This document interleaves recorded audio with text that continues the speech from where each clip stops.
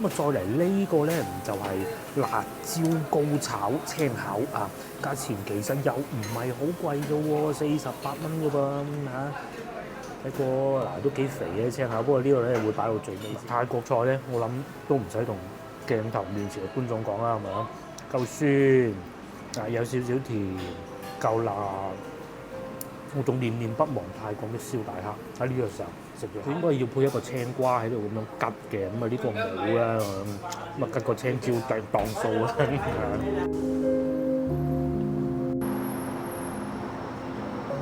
Hello，各位觀眾大家好，咁啊我而家所在位置呢度係人民路啊嚇，咁咧今集影片係咁嘅，因為係我自己一個人拍攝啊，咁啊通常好似以往咁啊，都係會幫觀眾揾佢曾經住過地方，咁啊今日只有一位觀眾嘅要求係需要滿足嘅啫，而且地方都揾到啦，就喺正惠路裏邊嘅，咁然之後我哋又會去經常會去得到嘅北京路啦嚇。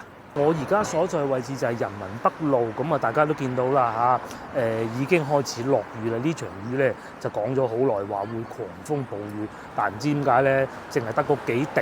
咁啊點都好啦，因為呢場雨咧係冷空氣同埋嗰啲暖空氣撞埋一齊嗰啲雨嚟嘅。咁啊落起身就冇譜嘅，我哋會喺前邊往右轉過去正惠路嘅。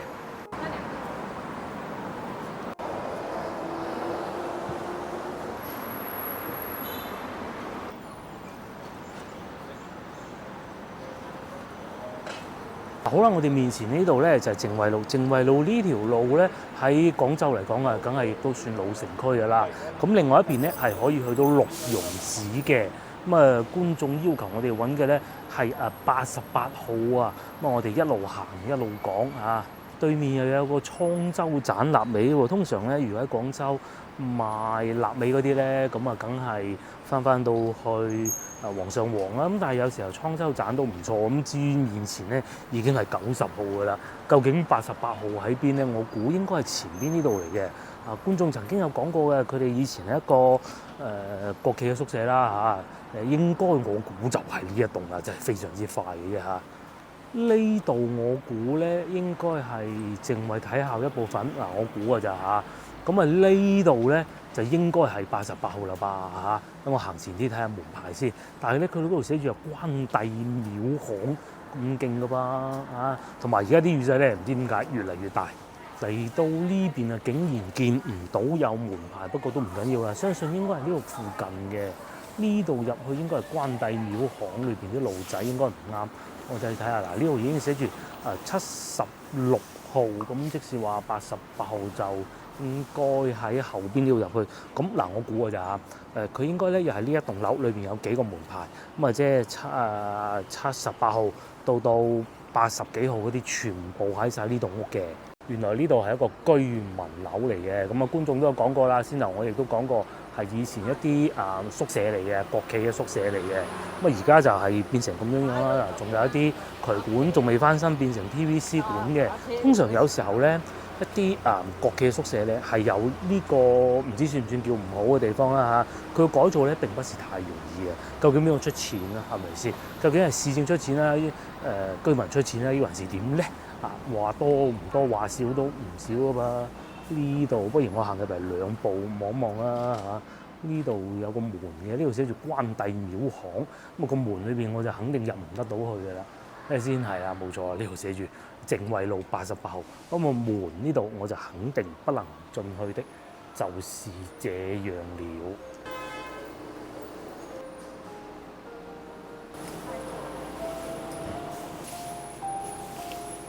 即係話咁快就揾到啦嚇，好少會咁樣樣，因為其實事前我都做過功課嘅，好簡單嘅呢啲。咁我會帶大家行勻成條正惠路，然之後去到大概鹿茸寺個方向咧，咁就經過公園前去翻北京路嘅。咁至於今晚咧係咁嘅，原先咧我同我老婆商量好啊，我話如果唔落雨咧，你就出嚟同我去我帶你去食燒鵝咁啊。咁啊，我喺解放路有一間唔錯推薦，但係而家落雨落到咁啊，我就要遮住個 camera。咁咁我諗佢應該係唔會出嚟嘅啦嚇。而且咧，據說而家先開始落雨，咁我應該係會去食煲仔飯嘅。趁住而家3點幾，我中午仲未食嘢，就去食煲仔飯。你繼續行靜惠路，喺我嘅左手邊就係光孝寺。咁咧唔需要購票嘅嚇，佢嗰度雖然係寫住購票系統，但係今日我哋就不准去了。之前都嚟睇過㗎啦，佢係有開放時間嘅，咁而家係屬於開放時段咯。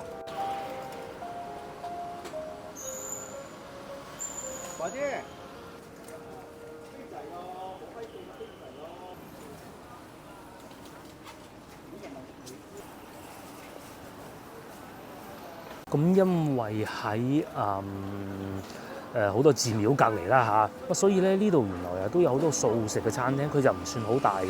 譬如呢一個咁啊，我見到咧唔平唔貴喎，15蚊啫喎。咁但係當然你話嗰啲菜式好精彩是不可能的啊，15蚊。至於對面咧就係大名鼎鼎嘅資庸中學，即係其實就係靜惠體校啊。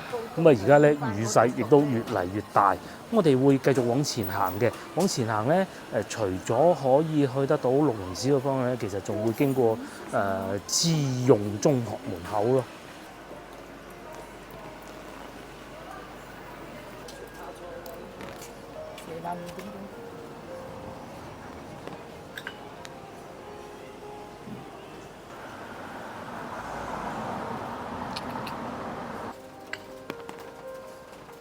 繼續往前行嚟到呢度，原來叫楊氏巷啊！真係第一次聽喎嚇。裏邊都話呢棵樹舊古舊啊，應該都係一啲好古舊嘅巷嚟嘅。咁我哋繼續行啦。前邊如果往右轉，我冇記錯應該係唔記得咗啦嚇。終於見得啦因為我見到個路牌海珠北路，我早排都行過一次嘅。我哋去六榕寺嘅方向應該喺左邊呢度轉過去吧嚇，因為是右邊咧，原來係中間呢度，原來呢度有條路仔嘅。咁其實行到嚟呢度咧，靜惠路已經行到路尾㗎啦。咁靜惠路7號面前呢度就係，我哋會繼續往前行，前行就好近六榕寺㗎啦。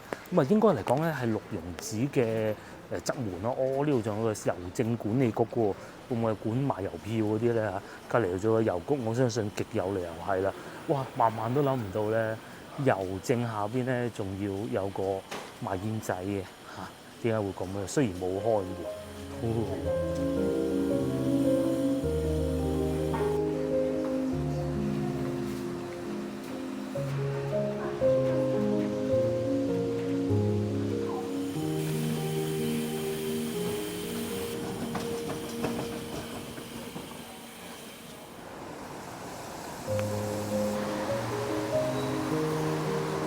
哇！經過不遠咧，我哋又翻嚟起義路啦嚇。咁雨勢咧又變得突然間大起身。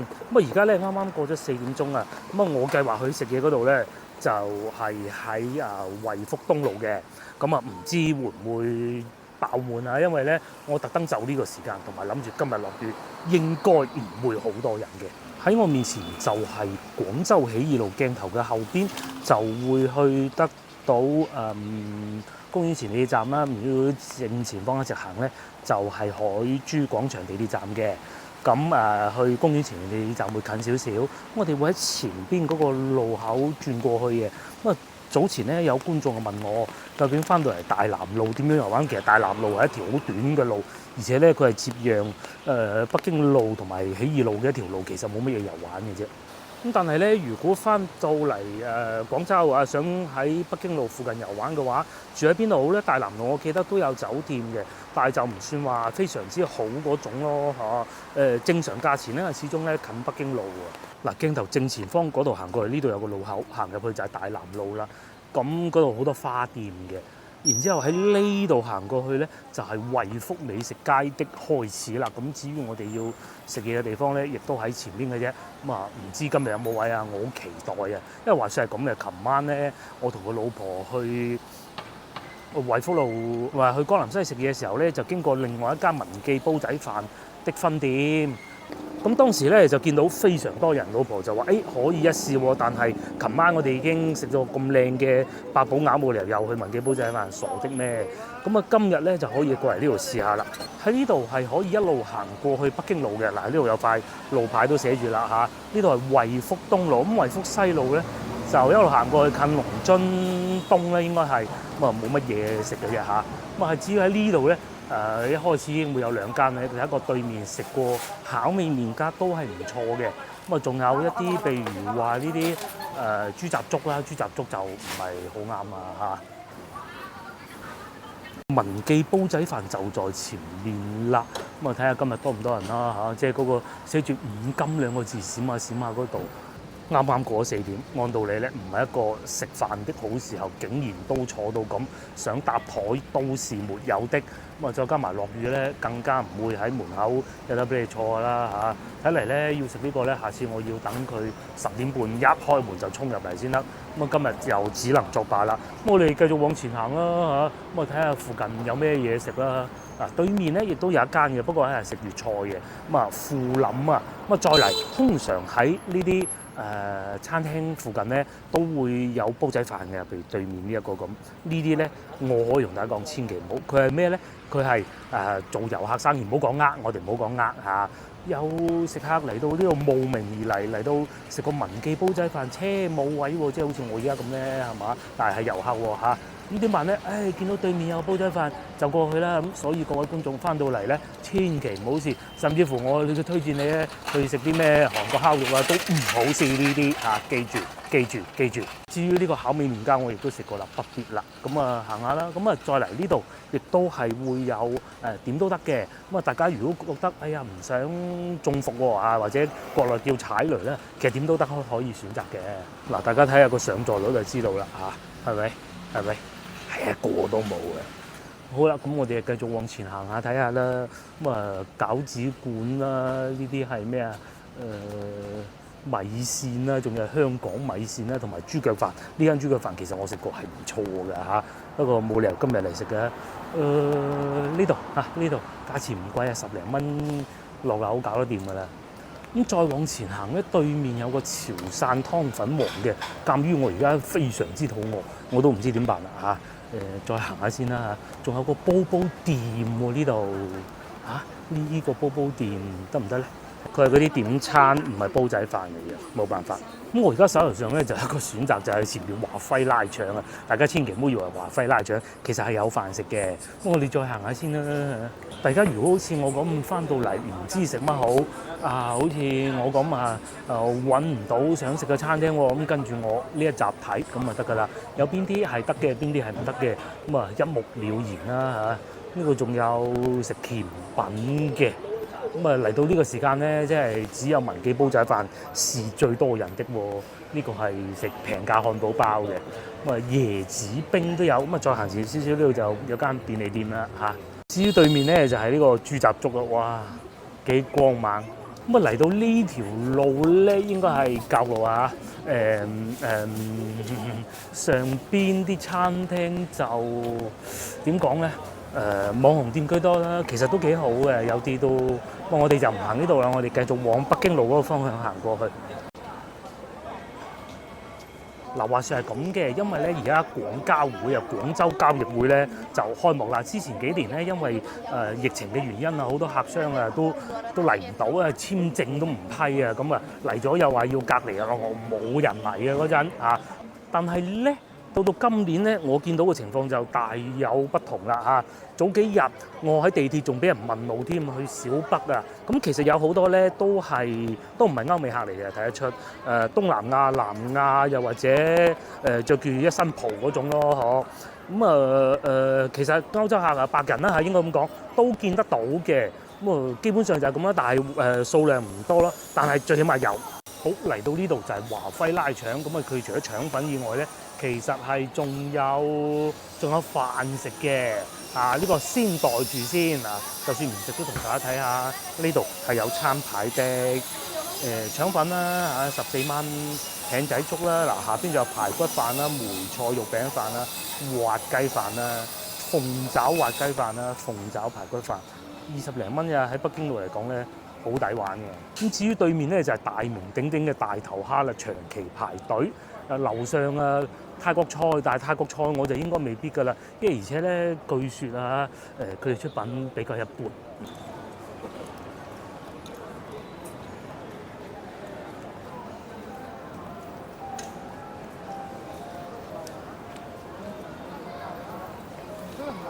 如果繼續往前行，就越嚟越近北京路㗎啦。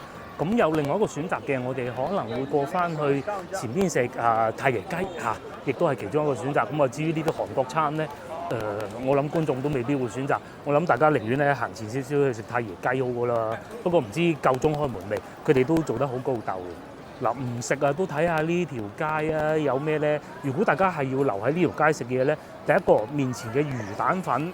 可以考慮，再往前行前少少咧，仲有銀記嘅，應該已經裝修好啦。咁至於呢邊呢啲咧，我覺得大家未必會喜歡嚇，我覺得嚇，咁因為都係做遊客生意居多的。咁同埋大家留意一下路面咧，會有啲人佢企住喺度嘅，然之後咧就着到好後生咁喎，唔似遊客嘅喎，仲後生過面前呢位年輕人啊。咁佢哋係做咩咧？而家鏡頭影唔到啊嚇，佢哋係做咩？佢哋係兜搭一啲客人去買一啲所謂嘅外貿錶啊。即是乜嘢咧？即是以前好多㗎喺呢度行過去太白巷嗰度咧，就買嗰啲外貿錶，大佬係咩貨？大家都估得到㗎啦。咁一定要小心咯。其實早排喺我哋花園酒店門口嗰度咧，唔係花園酒店，係白雲賓館友誼商場門口咧都有幾個啊。咁兜搭去賣化妝品喎，唉，繼續行，即使落雨都多人㗎噃嚇，真係犀利啊嚇！咁佢咧連呢啲又翻嚟啦，即係北京路永遠都係北京路。嗱，翻到嚟又或者可以試下呢個永盈茶餐廳，又或者永豐泰國菜，不過應該未夠鐘開門吧嚇。我係好中意呢間永豐泰國菜嘅，未夠鐘營業。唔係喎，有人喎，有客人喎嚇。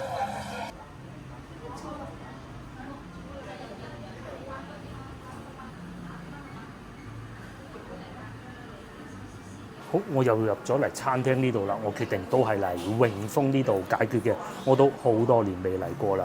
咁咧，我認為佢哋呢度咧係喺廣州都算得上數一數二夠正宗嘅泰國菜。大家睇啲裝修就知啦，又有泰皇醬，猶如令你置身喺泰國一樣的。價錢亦都唔係太昂貴喎。譬如呢個128蚊嘅2人餐，咁我肯定係唔會點㗎啦，點食得晒係咪先？有啲咩3選1，有豬頸肉啦。香茅包雞啦，又或者香茅雞翼啦，咁仲有咖喱啦，泰南紅咖喱燒鴨勁嚇，有分泰南泰北噶噃，仲有泰式麵包雞又有啦，仲有小菜啦。咁至於我咧，就應該係會食一啲咖喱類嘅食物㗎啦。咁大家再睇下呢度係咪仲有泰文嘅，真係交關啦嚇。咁一個拼盤可能會食，但係我係好擔心食唔晒嘅。如果食唔晒咧，可以考慮呢個串燒沙爹。泰汁魷魚就應該係太多，同埋其實我唔係好中意泰汁燒魷魚呢樣東西嘅，唔知點解。香葉包雞又有28呢啲好啊嚇。咁至於呢邊咧就係蝦啦，哇！泰式生蝦刺身啦，海鮮沙律啦，應該係會叫一份。咁至於呢個酸辣鳳爪，我應該係唔會叫嘅。又或者呢個似係越南菜噃。再嚟呢邊咧就係好多咖喱啦。我可能會選擇呢個咖喱蝦球，又或者咖喱雞嘅。咖喱牛腩我未必會選擇，因為有點熱辣。下邊就係一啲海鮮啦。再嚟呢度海鮮菜啦。蒜子鮮胡椒鮮魷嗱，呢啲係好泰國啦。辣椒高炒青口，呢個好食啊。就係有啲辣咯。菠蘿炒蝦球啦，哇！大頭蝦啦，正啊！咁嚟到呢度又冇理由唔食冬陰功噶噃嚇，48蚊一份。仲有魚湯，哇！真係好難揀啊嚇。至於甜品方面咧，仲有芒果糯米飯就頂㗎啦，班蘭糕12蚊咋。雙色糯米飯28，又或者係椰汁西米粽3隻，哇夠晒勁啦嚇！咁呢啲應該唔會叫啦嚇，龍眼水可能會叫一杯，或者呢個泰式青檸梳打水會叫一杯。我老單啊要咗呢啲嘢，由於非常之肚餓咧，我要咗好多嘢食㗎，泰式辣椒高炒青口啦、沙爹串啦、青檸梳打嘢飲嚟嘅啫。咁啊，仲有冬陰功湯粉嘅。咁其實我係諗住叫嗰個叫 Pad Thai 嘅嘢，應該係泰式炒粉吧嚇。咁但係其實我唔係好中意，我唔中意，總之唔中意啦嚇。咁啊，仲有芒果糯米飯咧，其實我好中意嘅，但係同埋佢哋呢度做得幾好，但我怕太多份量啦，所以冇叫到嘅啫。咁啊，應該夠食㗎啦呢度。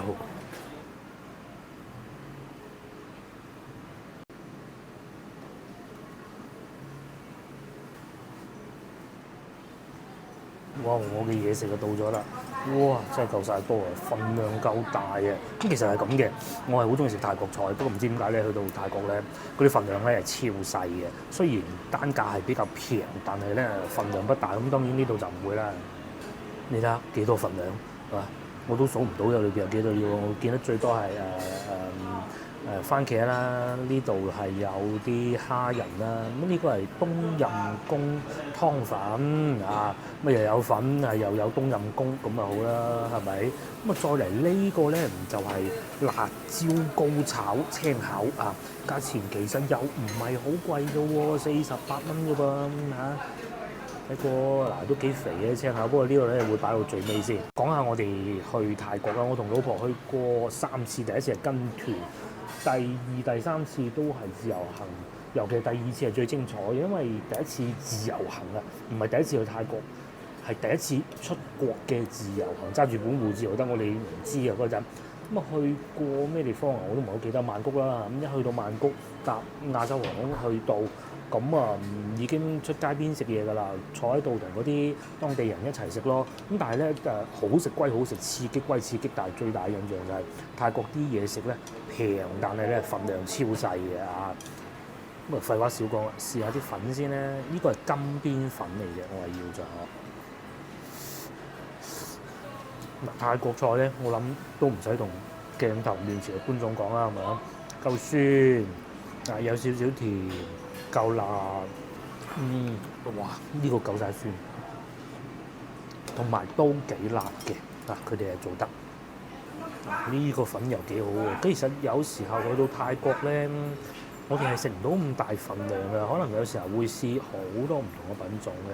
我最記得就係喺耀華力路，即係應該係唐人街嗰度咧，就係食呢啲小食啊。最過癮就係嗰個綠色衫嗰個烤燒大蝦，哇！我仲念念不忘泰國嘅燒大蝦，喺呢個時候食住蝦，彈牙喎，新鮮喎，得喎。我仲以為係嗰啲雪藏到好犀利嗰啲蝦，啲唔會喎。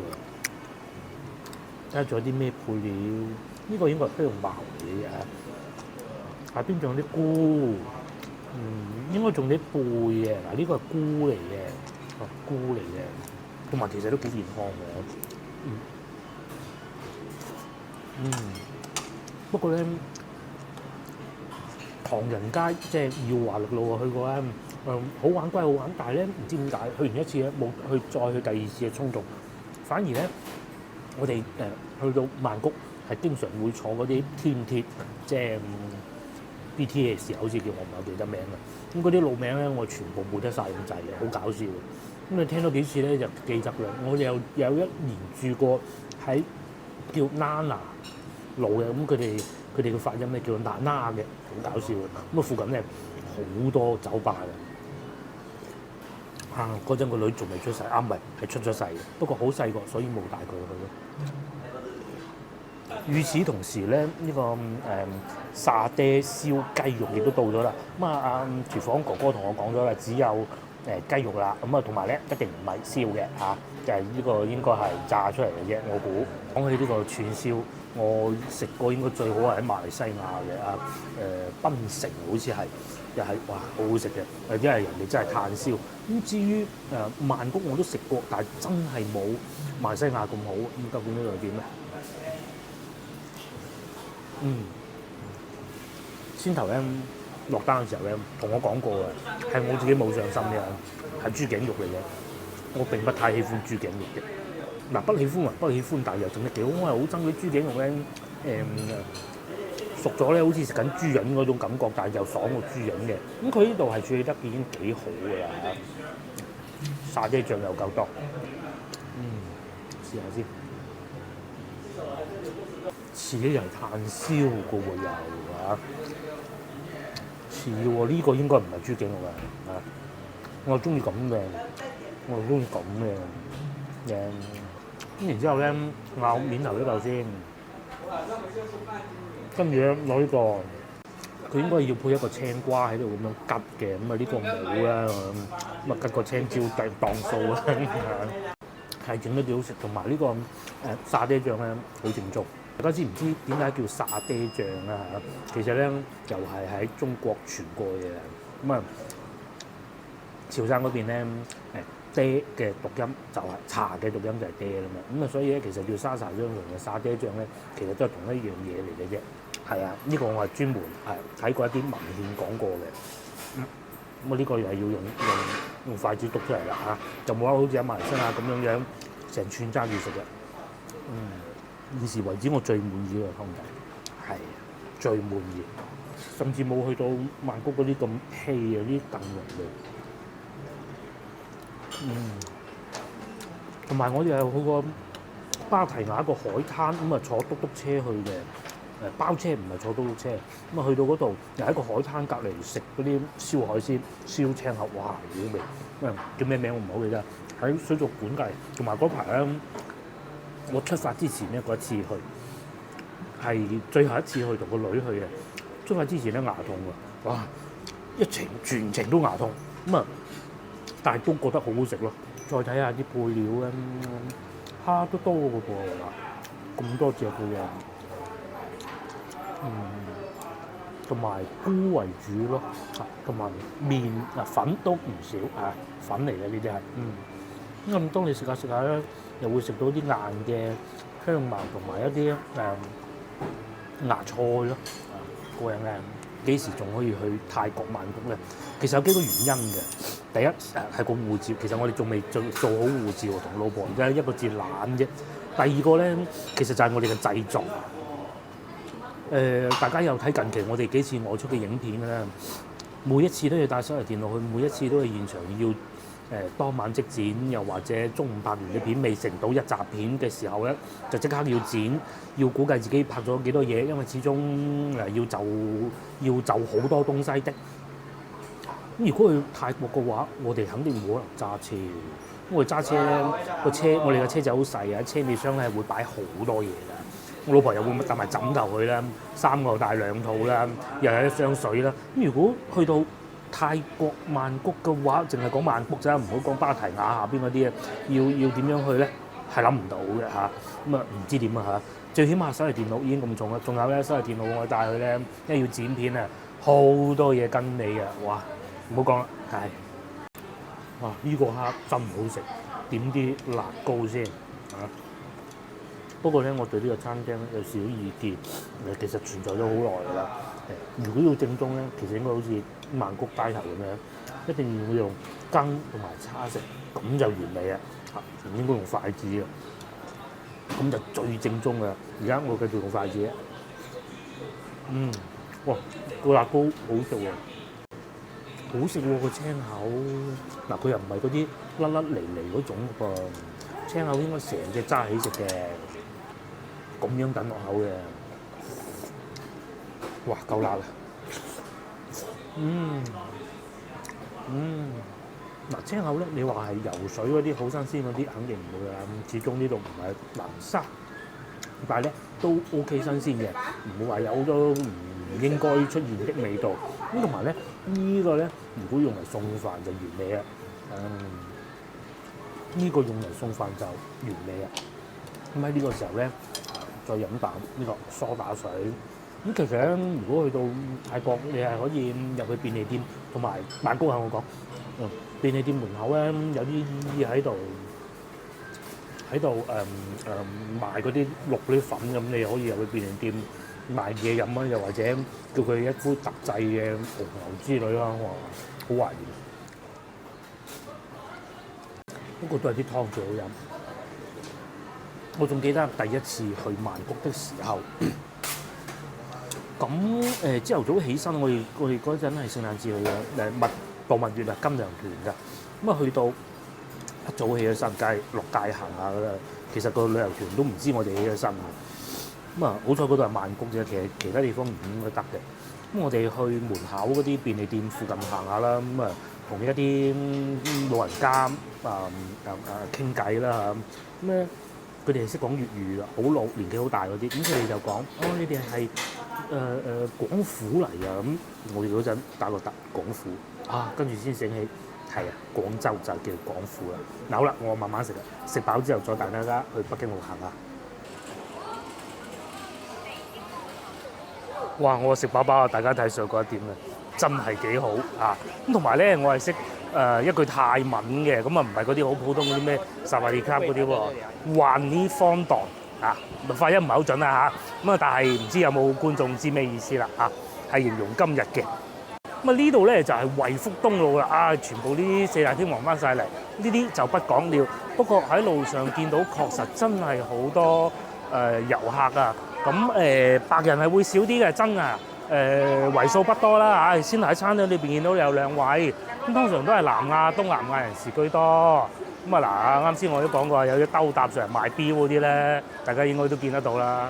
其實廣州咧係一個好靠外貿嘅城市嚟㗎。咁呢幾日嘅降溫咧，有啲外國人頂唔順，仲要着翻件羽絨添。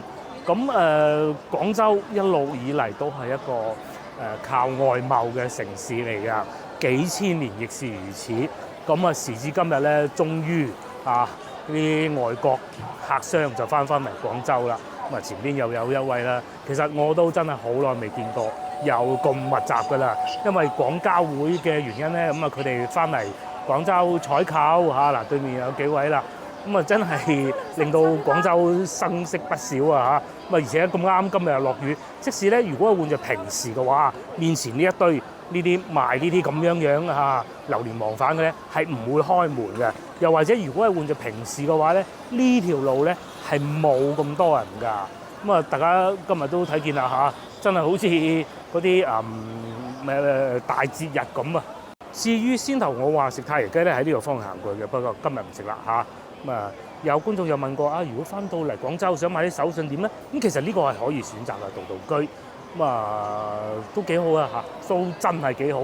然之後去到一路行到路尾中山路嗰度咧，亦都會有一間嘅，應該係蓮香樓嘅。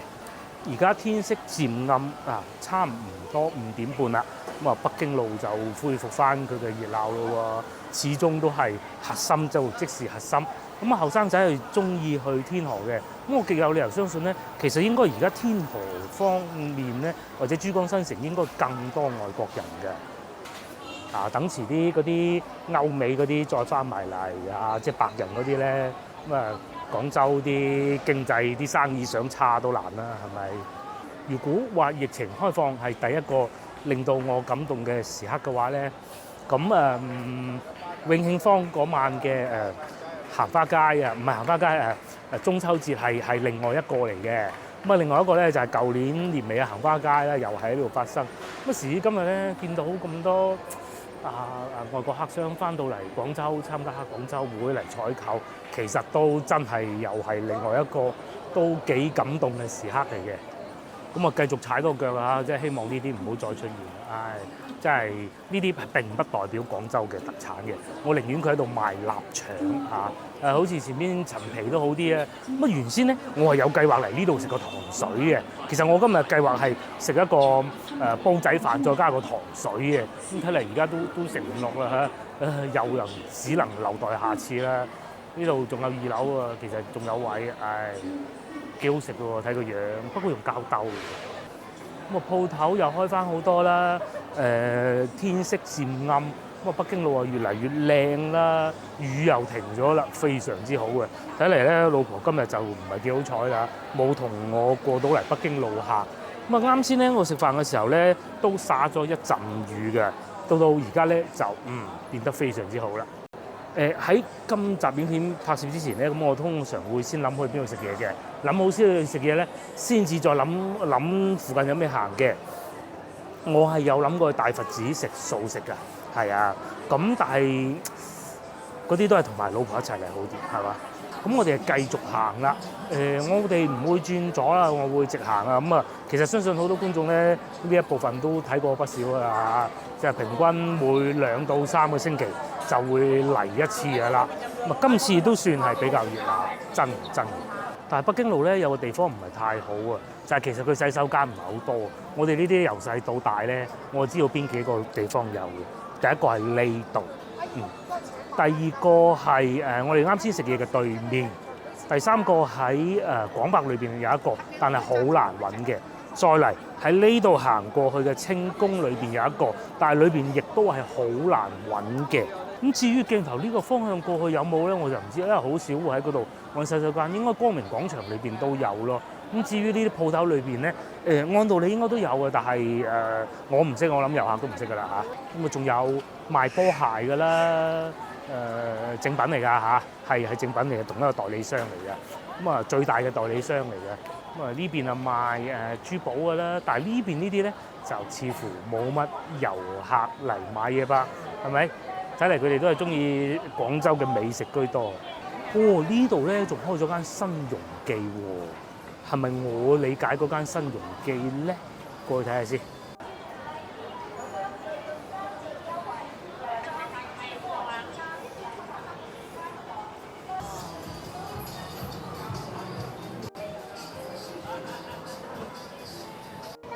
就係呢度啊，新開嘅喎，新榮記喎，咁應該係嗰間好勁嗰間喎，米芝蓮嘅喎，有龜苓膏、蛇膽川貝龜苓膏，係啊，佢哋以前係做蛇嘅，蛇膽蛋撻18蚊3隻啫喎，喺太白巷呢度嘅。但係喺度睇見咧仲裝修中，咁我相信都快㗎啦，呢啲軟裝即係砌好張台咁，我諗1個月內應該都可以搞得掂㗎啦。新榮記以前就係食蛇啊，依家咧就係食呢個啫煲嘅，又係啫煲啊。不過環境都幾靚嘅嚇，總店未去過啦，唔知有冇機會下次嚟啊呢間分店咧。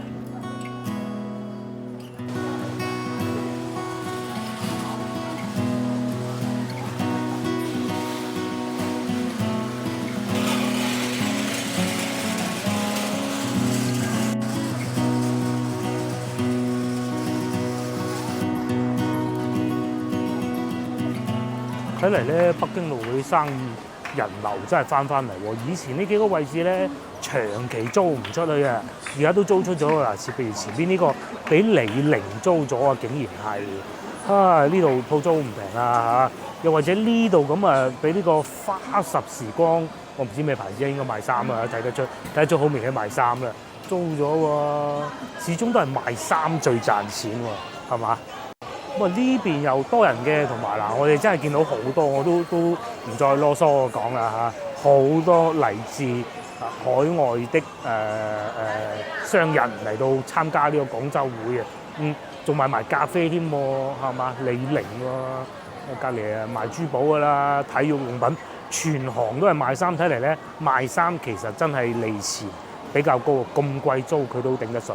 咁如果繼續往前行咧，就已經會去到中山5路㗎啦。咁嗰邊咧就遊客相對會少啲嘅。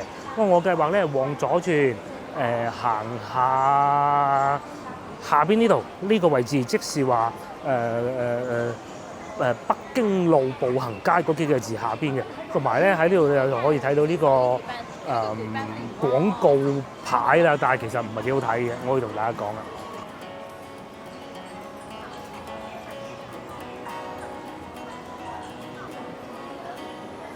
今日呢場雨咧，確實係比較奇怪啊！行下又落起雨上嚟啦。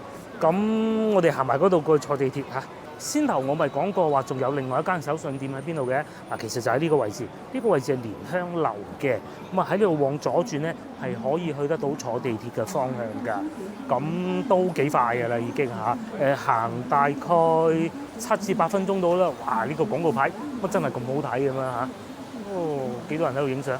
就係呢個餅鋪啦。咁啊，佢唔係話嗰啲禮盒裝好靚嗰種嘅，佢係啊呢啲可以好似我哋以前咧去名畫咁樣咧，逐件執嘅。有椰絲酥啦，8蚊一個啦；黑芝麻酥啦，8蚊一個啦，價錢合理啊。栗子酥啦，8蚊一個啦。